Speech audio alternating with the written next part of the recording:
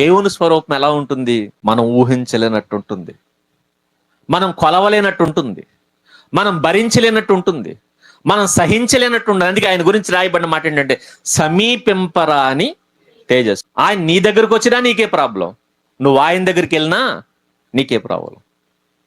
ఆయన భరించలేం మనం, అది ఆయన స్వరూపం. ఆయన గురించి మాట్లాడుతూ భక్తులు అన్నారు, పైగా సామాన్యుడు అనలేదు, ప్రపంచాన్ని కాచి వడపోసేసిన వాడు అన్న మాట ఏంటో తెలుసా? ప్రపంచ శాస్త్రాలు నవ్వులు మింగేసిన వాడు ఇచ్చిన స్టేట్మెంట్ ఏంటో తెలుసా? ఏమని స్టేట్మెంట్ ఇచ్చాడు? ఎవరతను? విజిడమ్ కింగ్ అని పేరొందిన వాడు, జ్ఞాని అయిన సొలొమోను. ఆయన జ్ఞానం ముందు ఈ రోజు ఉన్నారే పండితులు, ఈ శాస్త్రవేత్తలు, పిహెచ్డీలు చేసిన వాళ్ళు పుట్టగొడుగులు లాంటి వాడు.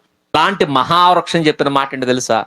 ఈయన ఆకాశ మహా ఆకాశములు సైతం పట్టజాలనంత స్వరూపం కలిగిన వాడు.